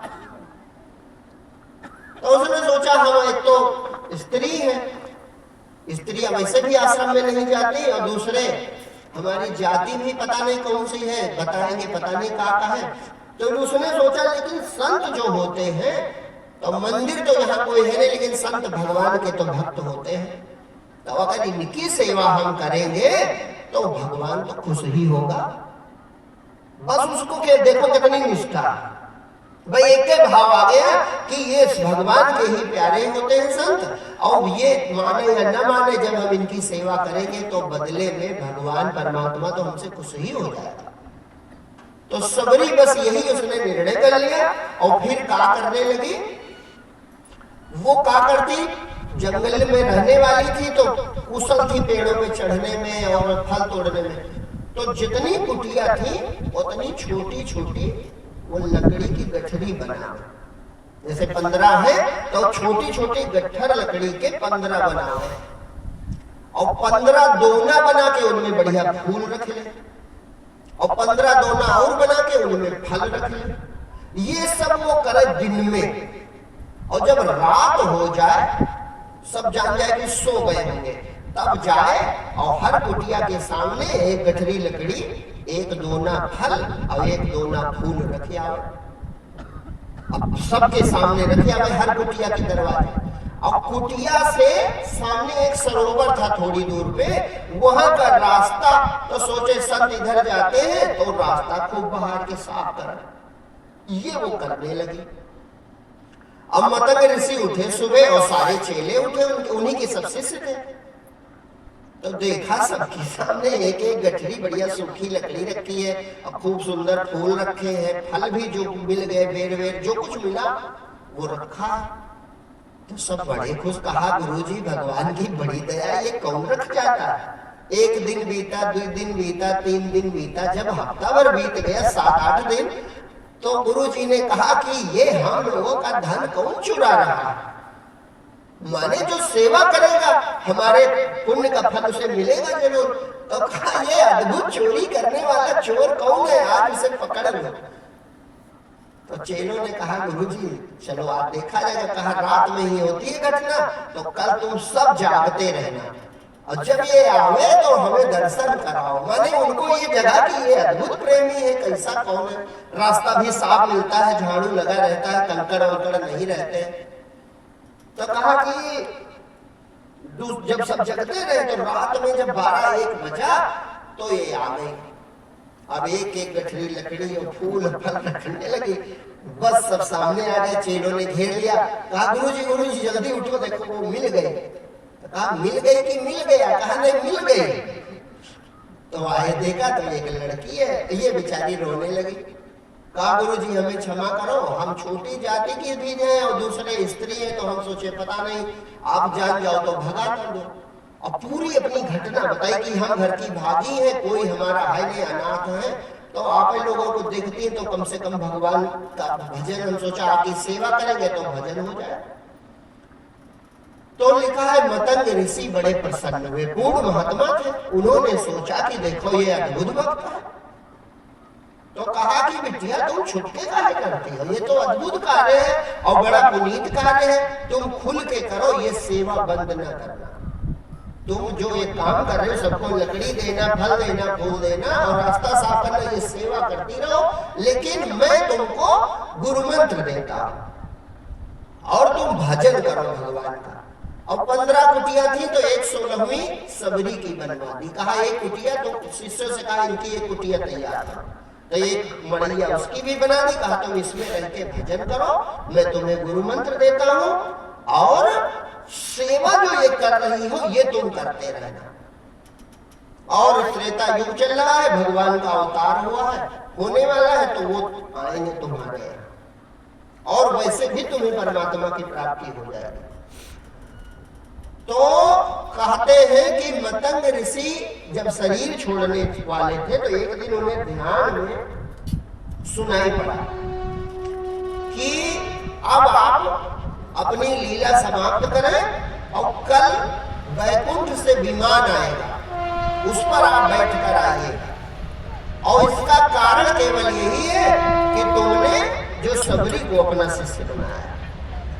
तो मतंग ऋषि ने सुना तो बड़े प्रसन्न हुए, सबरी को बुला के बताया कि देखो बेटी तुमको मैंने शिष्य बनाया, इसलिए मेरे लिए कल विमान आने वाला। तो सबरी ने कहा अरे महाराज हम पर कृपा की आपने। तो कहा तुम बेटी चिंता न करना, जैसे करती हो ऐसे रहना और तुम सिद्ध हो जाओगे और भगवान का बाहर से दर्शन भी होगा और सिद्ध हो जाओगे। जब राम का दर्शन हो जाए तब शरीर छोड़ना, तब तक रखना। तो कहते हैं दूसरे दिन वैकुंठ से विमान आया और सबके सामने देखते हुए मतंग ऋषि उस पर बैठकर सशरीर गए। अब उनके जाने के बाद शिष्यों में फूट पड़ गए, तो 2 भाट हो गए। कुछ गुरुजी के मानने वाले सच्चे शिष्य थे, तो वो सब सबरी को भी बहुत माने। वो सोचे कि सबरी बड़ी महान है, देखो भगवान गुरुजी हमारे कहकर गए हैं।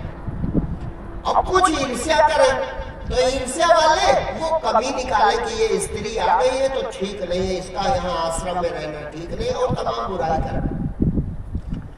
तो कहते हैं एक दिन वो बुराई करने वाले एक महात्मा गए स्नान करने, तो उनको पैर में कंकड़ गड़ गया। अब पैर में कंकड़ गड़ गया तो सबरी का काम था रोज रास्ता साफ करना, तो वो आए तो डांटने लगे। कहा कि देखो ये इतनी नालायक है कि पता नहीं कैसे रास्ता साफ कर दिया, देखो अपना अधिकार मान ले। वो बेचारी प्रेम से सेवा करती थी, ये अपना अधिकार मान गए। कहा कि देखो बड़ी नालायक कैसे रास्ता, मेरा पैर फट गया, खून बह रहा। तो सबरी ने कहा महाराज अगर चरण स्पर्श का अवसर दो तो हम इसमें मलहम पट्टी करें। तो कहा नहीं तुम मुझे मत छूना, छू तो तुम एक तो, और दूसरी चीज तुम्हारी वजह से पैर फटा है, रास्ता तुमको ठीक से साफ करना चाहिए। अब बहुत अपमानित किया सबरी को। अब दूसरे दिन जब वो महात्मा स्नान करने गए तो सब महात्मा करके लौट आए। जैसे उन्होंने डुबकी लगाई, पैर रखा, बस पूरे सरोवर में बहुत कीड़े पड़ गए। पूरे सरोवर में सब कीड़े कीड़े पैदा हो गए। अब ये आए, कहा देखा हम पहले से कहते थे, गुरुजी भी नहीं माने और सब गड़बड़ कर दिया। इसका छुआ पत्थर हमारे पैर में छुआ और पैर शुद्ध हो गया, और वही खून जाके तालाब में गिरा, देखो सब सरोवर खराब हो गया। अनर्थ। तो अब बड़ी दूर नदी थी, वहां जाना पड़ने लगा सबको। अब वो बात जो दूसरे विरोधी वाले थे, उनके मन में यही कि ये जो कीड़ा पड़ा है उसका कारण क्या है, तो कहा उसका कारण कुछ नहीं, ये सबरी है, इसी कारण कीड़ा पड़ गया। अच्छा, सबरी माता तपस्या करते करते पूर्ण सिद्ध हो गई। भगवान का दर्शन उनके लिए बड़ी बात नहीं थे, वो हृदय में दर्शन करती थी पहले से, वो योग सिद्ध थे, पूर्ण सिद्ध हो गए। लेकिन गुरु का आदेश था कि तुम शरीर तभी छोड़ना जब भगवान राम लीला के लिए अवतार हुआ है वो आवे, तभी उनके दर्शन करके छोड़ना। तो भगवान राम जब पहुंचे तो स्वयं भगवान राम कहते हैं, तो जो मानने वाले थे महात्मा लोग, उनको खबर चल गई कि भगवान आ रहे हैं, तो वो आगे ही इंतजार में खड़े थे। अच्छा, सबरी बेचारी, चूंकि ये सब कह रहे थे इनकी वजह से तालाब में कीड़े पड़ गए, तो थी तो वो सिद्ध महात्मा, लेकिन लौकिक व्यवहार के नाते वो अपनी कुटिया में चुपचाप बैठी कि हम कहा सामने जाए, पता नहीं कौन का कहने लगे कि आ गई बीच में, फिर से चेहरा दिखा दिया और सब गड़बड़ कर दिया। और वो महात्मा जो विरोधी थे वो सब अपनी अपनी कुटिया में आसन मार के बैठ गए। काहे मारे, अहंकारी काम में होता है कि उसको सम्मान चाहिए, तो बैठ गए कि अभी भगवान आएंगे प्रणाम करने। और जो प्रेमी वाले थे वो रास्ता में माला फूल ले इंतजार करने के इधर ही अभी आ रहे होंगे। तो जैसे प्रभु राम पहुंचे, उन सब महात्माओं ने प्रणाम किया। प्रणाम करने के भगवान का स्वभाव, भगवान ने स्वयं सबको प्रणाम किया। सब महात्माओं के चरणों में सिर रख के प्रणाम किया। कहा आपके दर्शन हुए। अब वो कहे परस्पर, अरे प्रभु हम तो आप ही इंतजार में। तो कहा भैया हमें सबरी माता का दर्शन कराओ। भगवान स्वयं कह रहे हैं, कहा हमें सबरी जी के दर्शन कराओ। हमने सुना है कि वो इतनी प्रतापवान थी कि उनके शिष्य बनाने के कारण महात्मा मतंग जी वैकुंठ के से उनका विमान आया, खुद बड़ाई कर। तो सब बड़े खुश, कहा अरे चलो चलो यही वाली तो कुटिया है। और तुरंत बुलाया, अरे सबरी माता निकलो निकलो, देखो प्रभु भगवान आए। अब वो बेचारी रोती रोती निकली। अब भगवान ने तुरंत, भगवान प्रणाम करने चले, वो उल्टा प्रणाम कर रहे। वही ये चौपाई लिखी है कि अधम ते अधम, अधम अति नारी तिगमह मर मतिमंद विचारी। अब ये बताओ, खुद को छोटा कहना कोई गलत बात? तो सबरी खुद को छोटा कह रहे हैं, अब इस पर लोग विवाद करते हैं। ये संत तुलसी नहीं कह रहे हैं, न भगवान राम कह रहे हैं। स्वयं को व्यक्ति भक्त का स्वभाव होता है कि वो अपने को छोटा करता है। तो सबरी माता खुद कह रहे हैं भगवान राम से कि प्रभु हम किसी लायक नहीं है, अधम ते अधम अधम अति नारी और तिनमा मैं मतिमंद विचारी, में कोई लायक नहीं। भगवान राम ने कहा अरे माता तुम श्रेष्ठ हो। वहां कई बार चौपाई लिखी है कि मैं तुमसे अपना एक ही नाता मानता हूं। कौन सा? मानव एक भगत कर नाता। कहा कि सचमुच में तुम सर्वश्रेष्ठ हो, तुम ही सुंदर हो, तुमसे सुंदर और कोई नहीं। क्यों? क्योंकि जिसका हृदय सुंदर है, जिसके हृदय में सर्व सुंदर परमात्मा विराजमान है, उससे सुंदर और कौन हो? तो भगवान वहां बैठ गए, वो फल सब वही बेर खिलाने लगे, बातचीत होने लगी। और वो महात्मा जो बाकी वाले थे वो अपने अपने कुटिया में बैठे आसन मारे कि आते होंगे आते होंगे। अब उबे जाए, देर हुए और यहाँ ये सबरी से भगवान बात करें। तो सोचे कि चलो वारा न्यारा हो नहीं पाएगा, भाई मुकदमा हरी है। तो दौड़ के आ गए फिर सामने। जैसे आए तब भगवान अंतर्यामी जानते कि ये सब अहंकारी, फिर भी प्रभु का स्वभाव बाहर आए, प्रणाम किया। अरे महात्मा आप लोगों के दर्शन हुए। कहा महाराज हम सोचे आप इधर चले न जाओ, हम लोगों की बड़ी समस्या है, दूर कर दो। तो भगवान राम ने कहा भैया कौन समस्या है? आप लोग इतने महान तपस्वी हो तो समस्या कैसे आ सकती है? कहा अरे महाराज समस्या तो न आती, जिसे लोग व्यंग नहीं करते, गांव के नगर में होता है। कहा समस्या तो कभी ना आती, लेकिन कुछ ऐसे नालायक अछूत लोग हैं कि सब समस्या पैदा कर दें। तो कहा किसने कर दिया? जिसमें ज्यादा वोल्टेज है तुम में कम था। तुमसे वो अधिक प्रतापी होगा तभी तो गड़बड़ कर सकता है। तो कहा अरे महाराज ये न पूछो, बस हमारी समस्या दूर कर दो। तो भगवान राम ने कहा अच्छा बताओ समस्या। तो कहा समस्या ये है कि हमारे समीप में एक सरोवर था, उसमें अमृत का पानी था, बहुत सुंदर निर्मल। अब वो एक घटना ऐसी हुई कि जिसके कारण हमारा पैर फट गया और उसमें कीड़े पड़ गए। तो कहा महाराज आप तो, आपके चरण रज से अहिल्या तरी जग प्रसिद्ध है, तो आपके चरणों की धोनहर अगर पड़ जाए एक बार तो हो सकता है सरोवर शुद्ध हो जाए। तो भगवान राम ने कहा अरे महाराज हमारे पैर किस लायक, आप इतने महान तपस्वी, लाओ हम आप के धोनहर पैर धुल ले और डाल दे चरणों तक, ताकि हो सकता है सही हो जाए। आपके कहा हम आपसे ज्यादा महान है। आप महात्मा चेहरा लटका, अरे महाराज व्यंग न करो, हम किस लायक। तो उन्होंने फिर भगवान ने कहा सबरी जी का पक्ष लेकर कहा कि अरे जहां ऐसी महान तपस्विनी सबरी जी बैठी है वहां तुम हमारे सहारे रुके थे। अब वो खुल के तो कहे नहीं थे इन्हीं के कारण है।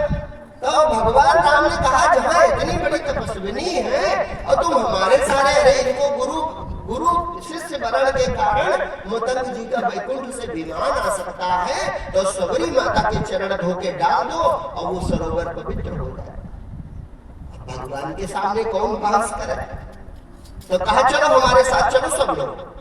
अब सब लोग पहुंचे तो सबरी से कहा भगवान राम ने कि माता अपना चरण इसमें स्पर्श करो सरोवर में, देखो अभी सब हो जाएगा।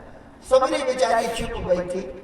कहा अरे माता हमारी बात मान जाओ ताकि इन सबका कल्याण हो जाए, बेचारे बड़ी दूर जल के लिए दौड़ते।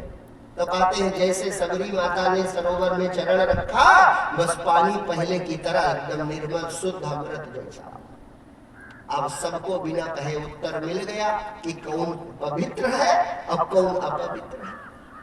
तब वहां पर भगवान राम ने जो सबरी माता को नवधा भक्ति बताई वो सबरी के लिए नहीं सुना रहे, उन्हीं महात्माओं को सुना रहे।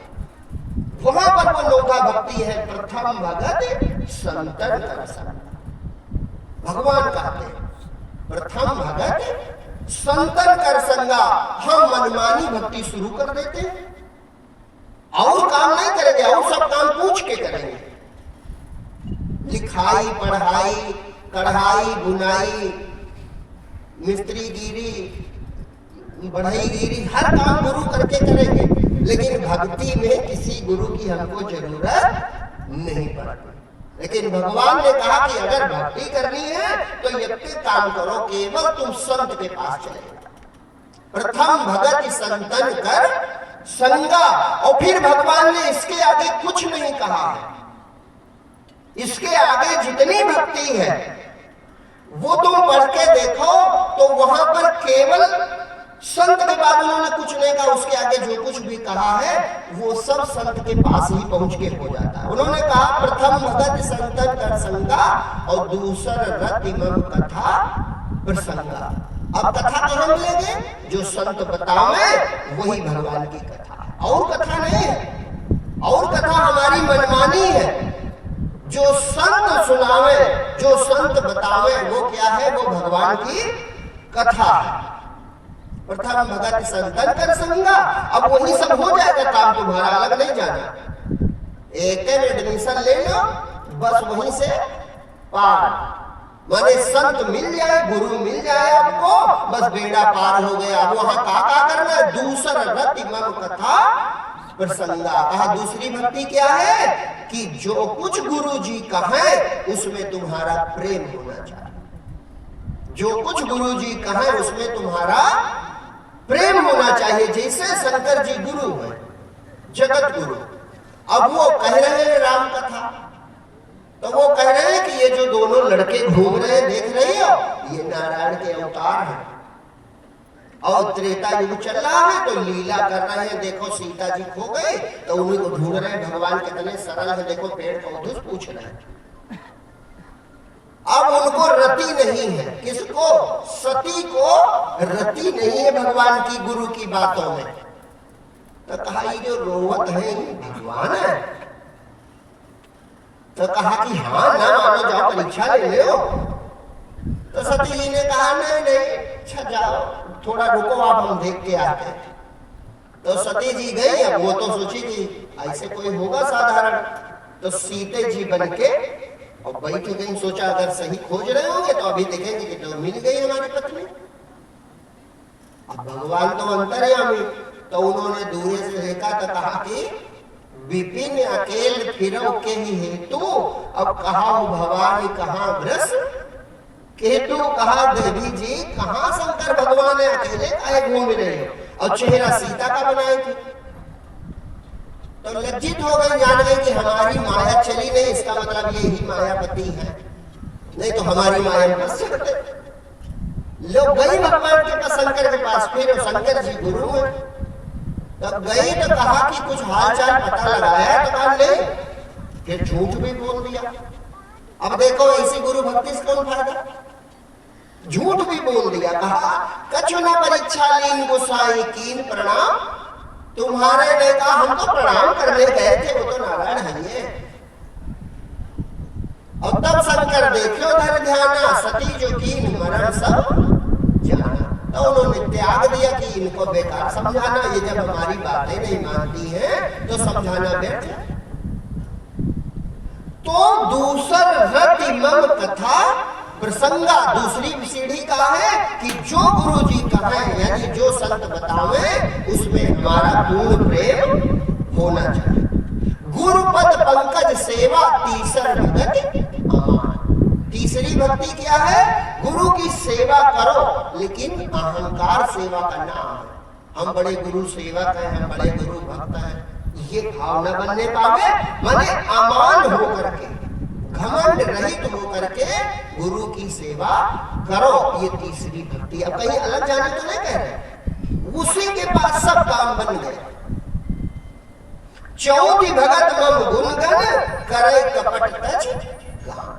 चौथी भक्ति कौन सी है, कपट छोड़ करके मेरा गुणगान करे, यानी जो गुरु बता रहे वो महिमा हम हृदय में धारण करें, भगवान की महिमा अपने हृदय में धारण करें। और जब धारण करने लगोगे तब क्या होगा, तो मंत्र जाप मम दृढ़ विश्वास, पंचम भजन सो वेद प्रकाशा। ये जो गुरु ने बताया है मंत्र, दृढ़ विश्वास के साथ उसको तुम भज रहे हो, जप रहे हो। जप माने गुरु की बताई युक्ति, गुरु का दिया मंत्र तुम प्रेम पूर्वक दृढ़ता से जपने लगे तो क्या हो जाएगा, वेद प्रकाशा, ज्ञान प्रकाशित होने लगेगा आपके हृदय में। अंदर जो परमात्मा का प्रकाश है वो प्रकट होने लगेगा। कब, जब जो गुरु ने मंत्र माने जो तरीका बताया है उसे दृढ़ता से विश्वास करके पकड़ लोगे तो पंचम भजन सो वेद प्रकाशा, माने भगवत कृपा मिलने लगेगी। देखो अब परिवर्तन होगा जीवन में। जब भगवत कृपा मिलने लगी यानी हृदय में चेतना प्रकाशित होने लगी, तो जो शुरुआत में आज हमने कहा था कि एक तरफ साधक मन रोकता है कि क्रोध न करो, काम न पैदा हो, वासना न पैदा हो, अपने आप होने लगा। वो छठी भूमिका मिल गई। छठी सीढ़ी कौन, छठ दम शील विरति बहु कर्म।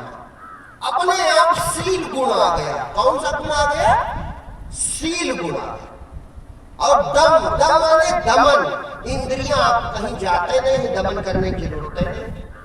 हृदय में परमानंद है, हृदय में ही आनंद है। पाहंसा पाया मान सरोवर ताल तलैया, क्यों डोले मन मस्त हुआ तो क्यों बोले।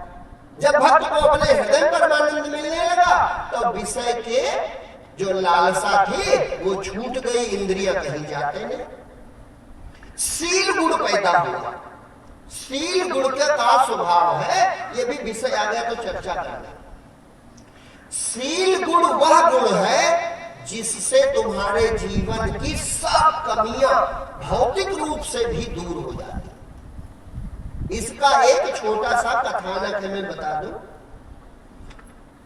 एक बार दुर्योधन जो था, दुर्योधन तो युधिष्ठिर ने राजसू यज्ञ किया, तो युधिष्ठिर जी की राजसू यज्ञ में दुर्योधन भी गया, उसी में जिसमें वो जल थल देख के गिर पड़ा था। तो जब दुर्योधन गया तो उसने देखा, वैभव देख के चकित रह गया। बड़ा अद्भुत वैभव था युधिष्ठिर जी का। तो वैभव देखकर चकित रह गया। तो जब लौट के आया तो अपने पिताजी से, धृतराष्ट्र से कहता है कि पिताजी हस्तिनापुर बड़ा पुराना राज्य है, आप बहुत दिन से राजा हो। और इंद्रप्रस्थ भी नया नया बनाया गया है। इंद्रप्रस्थ जो है वो अभी तुरंत बना है, नया नया। लेकिन मैं देख कर आया हूं तो युधिष्ठिर का वैभव बहुत है। युधिष्ठिर का वैभव बहुत है। तो इसका क्या कारण है? तुम काहे गरीब रह गए, वो काहे अमीर हो गए? तो धृतराष्ट्र जो है वो धर्म जानते थे, विदुर जी से सुना करते थे, तो धर्म की बातें जानते थे, करते नहीं थे धर्म, चलते नहीं थे, लेकिन जानते थे, माने उनको सुना करते थे, विदुर जी तो जानते थे। तो दुर्योधन को धृतराष्ट्र समझाते हैं कि बेटा, युधिष्ठिर की संपन्नता का कारण एक है कि उसके अंदर एक गुण है जो सब में नहीं होता। उस गुण का नाम है शील गुण। कौन सा गुण? शील गुण। और शील गुण के कारण युधिष्ठिर को कोई कमी नहीं है और उसको कभी कोई कमी हो ही नहीं सकती। धन की कोई कमी उसको कभी, वैभव उसका नाम, उसकी कीर्ति हमेशा पूर्ण रहेगी, कभी कमी नहीं होगी। क्यों? क्योंकि वो शीलवान राजा। तो दुर्योधन ने पूछा ये शील गुण का होता है? तो धृतराष्ट्र ने उन्होंने कहा शील गुण ये होता है, जो सुना था, कहा शील गुण ये होता है कि दूसरे का अहित करना तो बड़ी दूर की बात, दूसरा अहित कर रहा हो फिर भी हम उसकी भलाई का भाव रखें, इस गुण का नाम शील गुण है। तुम्हारा कोई छीन रहा हो फिर भी हम उसको देने का भाव रखें, ये शील गुण है। माने कोई तुमको गाली दे रहा है फिर भी तुम्हारा उसके प्रति कोई बैर नहीं आया, बल्कि उसको कभी दुखी दे, आज उस गाली दे के गया, कल देखा दुखी है तो तुम उसको कुछ दान दे आए, लो भैया अपना काम चला लो। माने मंद करत जो करे भलाई, हानि करने पर भी जो तुम्हारा विरोध न करे वो शीलवान कहा है। उसकी चाहे जितनी हानि कर दो, चाहे जितनी गाली दो, चाहे जितना अपमान करो, बोले कुछ ना, बल्कि बदले में तुम्हारा भला चाहता रहे, तो वो व्यक्ति कैसा है? शीलवान है। और शीलवान की फल का है तो कहा उसको कभी कोई भौतिक रूप से, माने प्रभु की ऐसी कृपा होगी कि उसको कभी कोई कमी नहीं हो सकती। तो धृतराष्ट्र ने एक उदाहरण सुनाया। उन्होंने कहा कि ये शील गुण सबसे ज्यादा, माने भगवान राम में भी था, भगवान राम को भी शील गुण वाला कहा जाता। कहा ये सबसे ज्यादा असुरों में एक भक्त हुए प्रहलाद जी, उनके पास था। कहा उनके पास वे इतना शीलवान थे कि जब प्रहलाद जी राजा थे तो इंद्र दरिद्र हो गया था। इंद्र दरिद्र हो गया, स्वर्ग का जितना वैभव था सब प्रहलाद जी के पास था, सारा वैभव प्रहलाद जी के पास था। क्यों? वे परम भक्त थे, भगवान के हृदय में परमात्मा निवास करता था, शील गुण था, इसलिए ऐसा था। तो इंद्र एक बार रोने लगा। बृहस्पति अपने देव गुरु के पास पहुंचा और कहा गुरुजी हमारा सब स्वर्ग सूना हो गया, वैभव विहीन, तेज विहीन हम हो गए हैं, सारा वैभव प्रहलाद जी के पास चला गया। तो फिर से हम अपना वैभव प्राप्त करना चाहते हैं, कोई उपाय बताओ। तो कहा उन्होंने कहा कि तुम फिर उन्हीं के गुरु शुक्राचार्य जी के पास जाओ। तो इंद्र शुक्राचार्य जी के पास गए, उनसे कहा कि गुरुदेव हमारा स्वर्ग का सब वैभव सोना है, तो हमारे देव गुरु बृहस्पति ने आपके पास भेजा है, आप कोई मार्ग बताओ। तो कहा भैया मार्ग क्या बताऊं मैं? ये शील गुण के कारण है जो हमारे इसमें प्रहलाद में है। तो ऐसा करो कि तुम, प्रहलाद इतना दयालु है कि तुम मांगोगे वो दे देगा। अच्छा, अब कहा था प्रहलाद जी की लोकलीला समाप्त होने वाली थी, वो अवसर होता तो ऐसी रचना रच जाते। तो इंद्र पहुंचे तो इंद्र ने 1 वर्ष सेवा की प्रहलाद जी, वहां रहे, उनके साथ रहा, सेवा किया था। तब प्रहलाद जी ने एक दिन पूछा कि अरे तुम काहे भैया इतने हमारे साथ लगे रहते हो, सेवा काहे करते हो? तो इंद्र दुर्वासा समूह लेके कहा कि प्रभु हमारा स्वर्ग जो है वो वैभव रहित हो गया है। तो कहा हम आपकी क्या सहायता करें? तो कहा महाराज सहायता नहीं करनी, आप अपना एक गुण हमको दे दे। तो कहा कौन सा गुण दे दे? तो कहा तुम्हारे पास एक अद्भुत गुण है, शील गुण, उसी कारण सारा वैभव आपके पास है, वो मुझे चाहिए। तो वो प्रहलाद ने कहा तुझे लिए 1 साल सेवा किए, अब पूर्ण संत है तो पूर्ण संत को कहा चाहिए वैभव लेकर के, कहा हम अभी देते हैं। बस बैठे कहा अगर हमारे अंदर कोई शील गुण है वो इंद्र को मिल जाए। तो उनके सामने देखते देखते एक दिव्य तेज प्रकट हुआ और इंद्र में समाने लगा। तो कहा भैया तुम कौन हो? कहा हम शील गुण है। तो कहा ठीक है, वो चले गए। अब जैसे शील गया बस एक दूसरा तेजवान पुरुष प्रकट हुआ। कहा आप कौन हो? कहा हम सत्य हैं। तो कहा तुम कहां जा रहे हो? कहा जहां शील रहता है वहां मैं भी रहता हूं। तो सत्य भी चला गया। जब सत्य गया बस तीसरा एक तेजवान पुरुष प्रकट हुआ। कहा तुम कौन हो? कहा हम धर्म हैं। तो कहा तुम कहां जा रहे हो? कहा मैं भी अब इंद्र में चला जाऊं, समा जाऊंगा, क्योंकि जहां सत्य रहता है वही धर्म रहता है। और जब धर्म चला गया तो फिर एक तेजवान पुरुष प्रकट हुआ। कहा आप कौन हो? कहा मैं दया हूं। तो कहा आप कहां जा रहे हो? कहा जहां धर्म होता है वहीं दया होती है, इसलिए मैं भी जा रहा हूं। जब वो चला गया तब एक बहुत तेजवान स्त्री प्रकट हुई। कहा आप कौन है? कहा हम लक्ष्मी जी हैं। तो कहा आप कहां जा रहे हो? कहा जहां शील होता है, जहां धर्म होता है, जहां सत्य और दया दान होता है वहां मैं रहती हूँ। मैंने सारा अपना वैभव पल में प्रहलाद जी ने दे दिया और फिर अपनी बाद में वो शरीर लोक लीला समाप्त किए थे। ये कथा लिखी हुई। तो ये शील गुण जो है गुरु कृपा से शिष्य को प्राप्त हो जाता है और उसकी इंद्रियां अपने आप संसार की ओर नहीं जाती। ये किससे?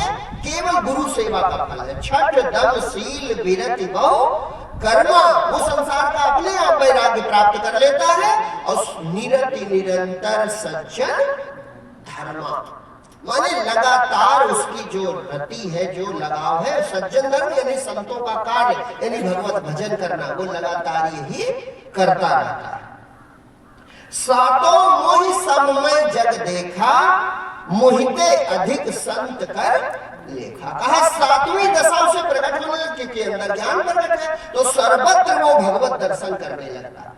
जब अपने स्वरूप चेतना को देखने लगता है तो उसी चेतना वो सबको आवृत कर लेती है पल मात्र में। हमको तुमको सुनने में आश्चर्य लगता है, जब चेतनता प्रकटती है तो फिर कुछ जड़ नहीं बचता, वो अकेली चेतनता है, उसको बोध रहता है। लेकिन फिर भी वो भक्त एक काम करता है कि सबको देखता हुआ भी सातों मोहि मममय जग देखा, लेकिन मोते अधिक संत कर, फिर भी कहते भगवान से ज्यादा वो भक्त अपने गुरु यानी संत को मानता रहता है। काहे? ये न होते तो हम ये न जान पाते। अब ऐसे आदमी से कहते संतोष करो, संतोष करो, संतोष कोई कर पाएगा? संतोष तब होता है जब अंदर आत्म धन प्रकट होता है। ये 8वीं भूमिका है, ये 8वीं भक्ति है। 8वां जथा लाभ संतोषा। जथा लाभ माने निश्चेष्ट रहकर प्राप्त हो जो कुछ उसे ही पा लिया, रस में बिना शक्ति के भोजन यथावत खा लिया।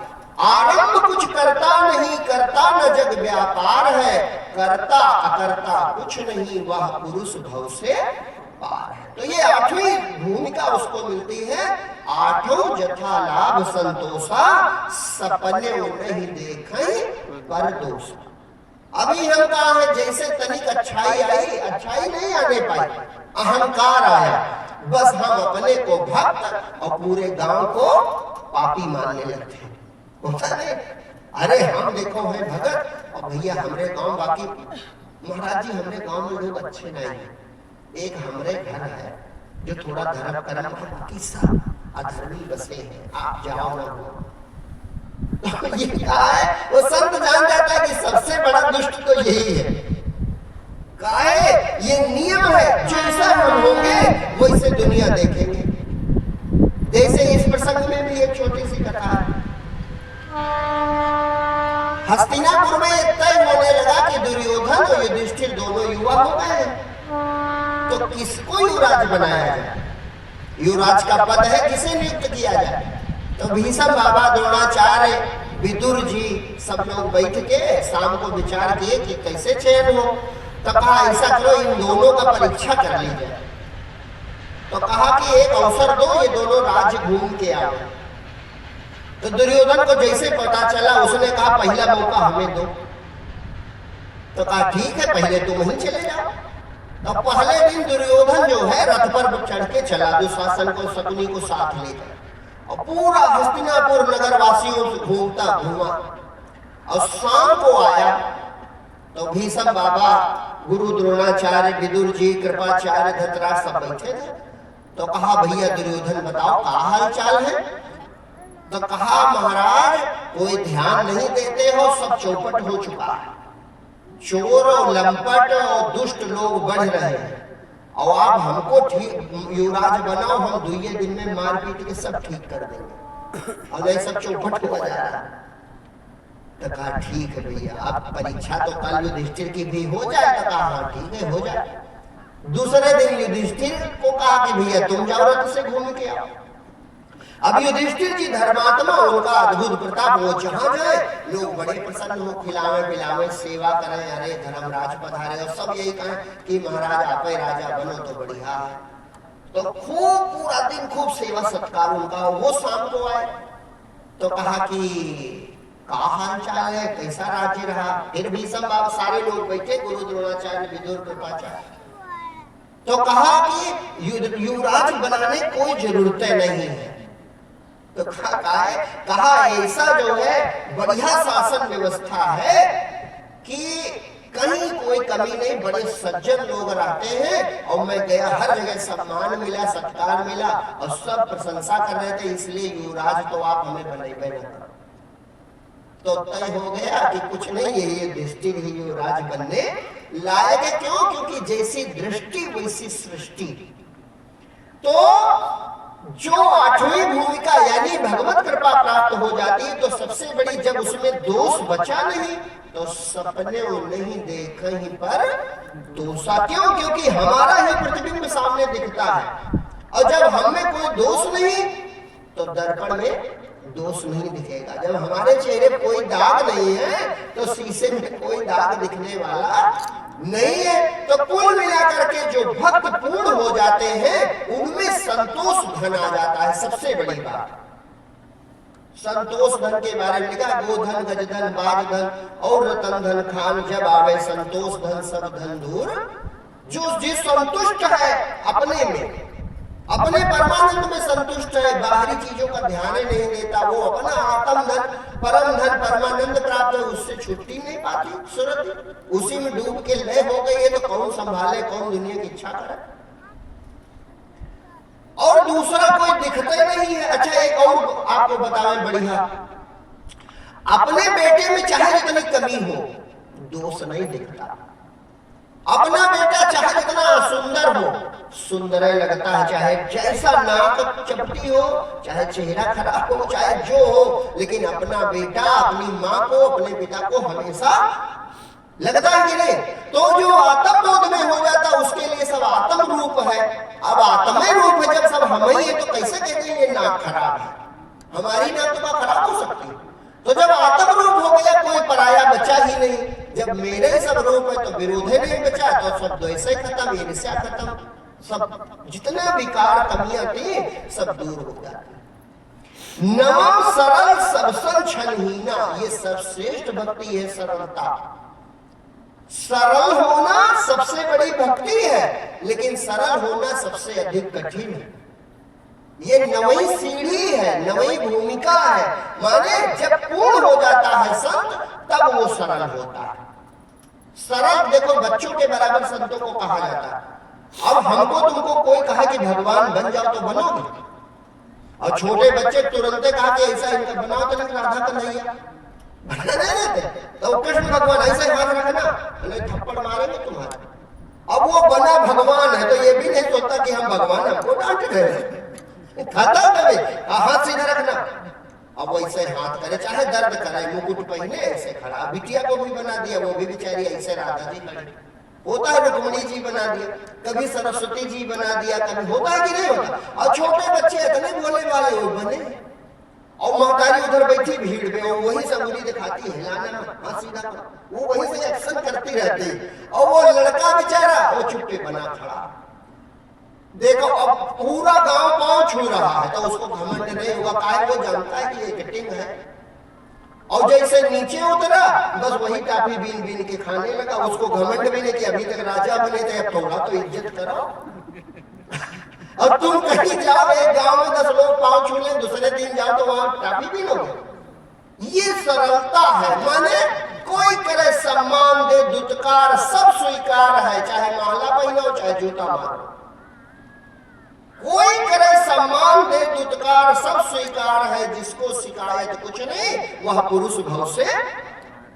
उनको कोई ज्ञान नहीं, न वो पाप जाने, न पुण्य जाने, न धर्म जाने, न अधर्म जाने। भगवान बनाओ तो ठीक और उनको डांटो फटकारो तो ठीक। जैसे इधर से कन्हैया जी उतरे उधर 2 थप्पड़ लगाएगा, 3 बार तुम बांसुरी गिराए थे, अतने नालायक हो।